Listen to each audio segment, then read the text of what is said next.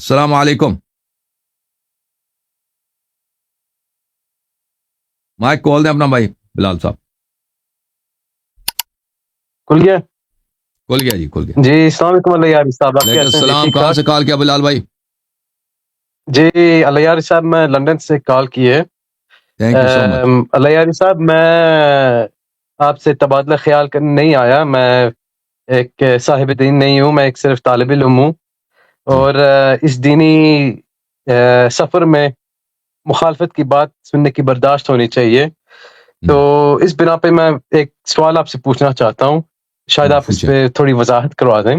پوچھیں بھائی پوچھیں. سورۃ النساء میں یہ آیت 43 ہے, یا ایھا الذین آمنوا لا تقربوا الصلاة وانتم سکارى حتى تعلموا ما تقولون ولا جنبا الا عابر السبیل حتى تغتسلوا.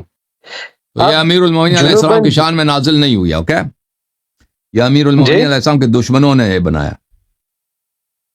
یہ سورۃ النساء ہے, یہ سورۃ النساء آیت 43. آپ کس طرح جا کے ادھر کہہ سکتے ہیں؟ یہ قرآن میں واضح لکھا ہوا ہے. خیر, یہ میرا سوال کا جواب نہیں ہے. میرا سوال کا یہ سوال کیا؟ میرا سوال یہ ہے, آپ کا سوال کیا؟ سوال یہ ہے کہ جنبن کا مطلب کیا ہے؟ اگر جنبن میرے اور آپ کے درمیان سیکشل امپیورٹی کا مطلب ہے, تو آپ جو ہے کس طرح جو مشت زنی ہے اس کو آپ کہہ سکتے کہ حرام ہے؟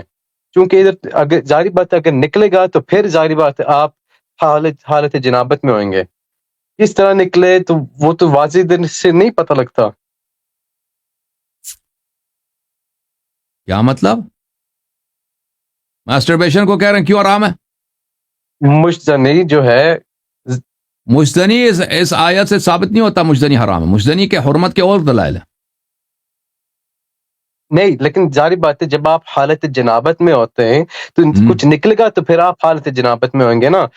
یا دخول کرے گا, جو دخول کرے گا اگر نزول ہو گیا یا کوئی جو دخول کرے گا انزال نہیں ہوگا وہ بھی جنب ہوگا. ٹھیک ہے نا. جنابت کی حالت میں مسجد میں نہیں جا سکتے, مگر یہ کہ مسجد ایک دروازے سے جائیں دوسرے دروازے سے نکل جائیں, اس طرح کر سکتے ہیں.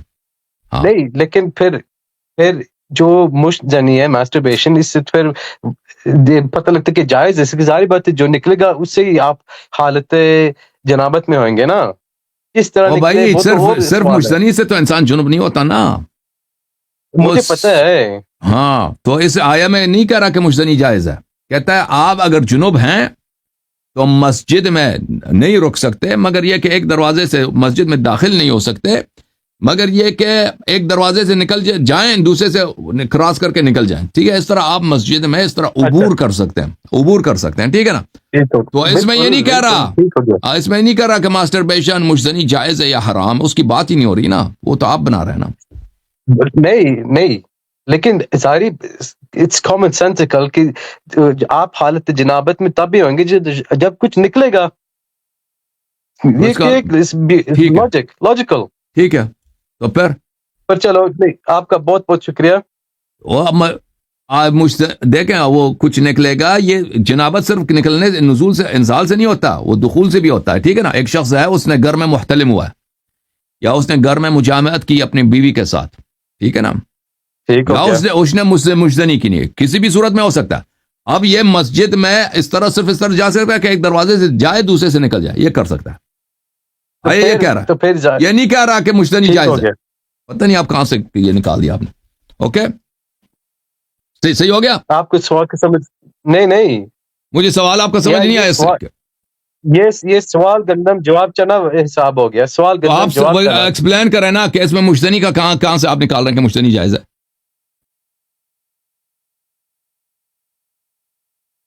آپ ایکسپلین کرو نا بھائی بلال صاحب. سیدھی بات ہے, ظاہری بات ہے, آپ حالت جنابت میں تب ہی ہو سکتے ہیں جب کچھ سیکشل امپیورٹی کی حالت میں ہوئیں گے, جب کچھ نکلے گا. ٹھیک ہے نا بھائی. بھائی اگر آپ کی بیوی ہے نا, آپ کی بیوی ہو سکتی ہے, کر رہے ہیں یا کچھ, ہاں, تو اس میں کہاں لکھا ہے کہ آپ مشتزنی کر سکتے ہیں؟ نہیں, وہ تو میں نے ایک بطور اگزامپل استعمال کیا ہے. لیکن جنابت کا مطلب جو ہے, جنابت کا مطلب کیا ہے؟ چلیں بھائی, کسی نے اس کا نزول ہوا ہو بنی کا, یا اس نے دخول کیا ہو والا وہ نزول نہ ہوا, یہ جنابت ہے. ٹھیک ہے نا.